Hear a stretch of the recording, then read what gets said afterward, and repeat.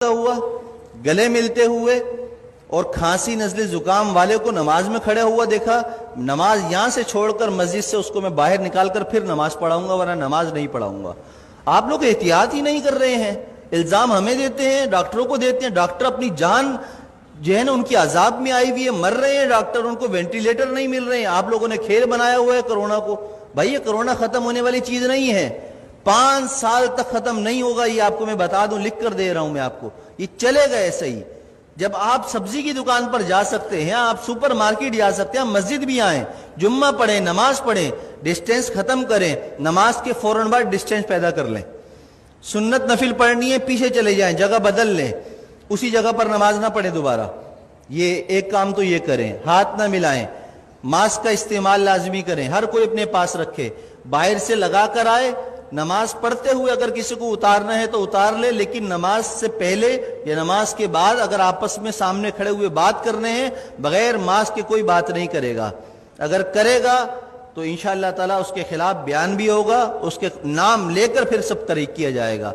इज्जत बहुत हो गई है, आप लोगों ने मुझे बेइज्जत कर करके तंग करके रख दिया है। अब नहीं, अब मैं आपको बेइज्जत नहीं करूंगा, अब मैं आपको सिखाऊंगा दीन पर अमल कैसे होता है और ये हुकूमती अहकामात पर अमल कैसे होता है, ये हमें भी आता है कराना। और अगर अब मेरे खिलाफ किसी नमाजी या किसी ने भी कोई दरखास्त या कोई ऐसी हरकत करने की कोशिश की तो मैंने वकील से बात कर ली है, पूरे खानदान को इंशाअल्लाह ताला उसकी नस्लों को तड़पाऊंगा, कानून भी इस्तेमाल करूंगा और वजीफे पढ़कर उसकी नस्ल के लिए बद्दुआएं भी करूंगा। इसलिए कि मैं बहुत तंग आ चुका हूं आप लोगों की इन हरकतों की वजह से। 3 महीने हो गए मुझे बर्दाश्त करते हुए, बदएहतियाती खत्म करने का नाम कोई नहीं ले रहा, बस टाइम पर टक टक टक टक अजान, टक टक टक टक अजान। अबे परहेज तो करो, जो डॉक्टर कह रहे हैं वो तो करो, जो उलमा कह रहे हैं वो तो करो। अपने बाप की बात मानते नहीं हो, मौलवियों पर उंगली उठाते हो, शर्म नहीं है तुम लोगों के अंदर।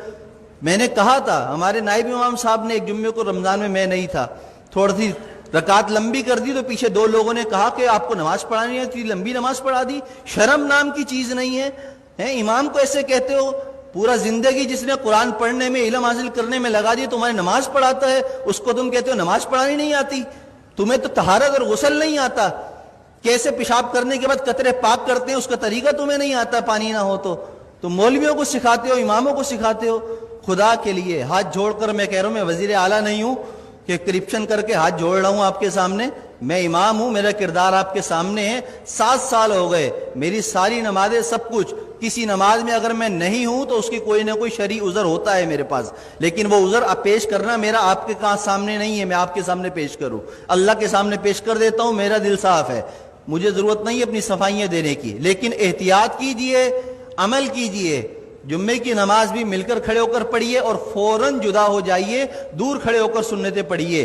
और असर की नमाज से मास्क का एहतमाम कीजिए, जेब में रख कर लाइए, पहन कर लाइए, बात करनी हो मास्क लगा कर पहनिए, मुझसे मसला पूछना हो 1 फीट दूर बैठकर मुझसे मसला पूछिए। हाथ और मिलाने की और मुझे खैर खैरियत लेने की आपको जरूरत नहीं, अल्हम्दुलिल्लाह मैं खैरियत से हूँ। अल्लाह हम सबको दीन की समझ और अमल की तौफीक अता फरमाए। मेरी बातें किसी को बुरी लगी हो तो पेश की माजरत है, माजरत माजरत। जज़ाकल्लाहु खैर।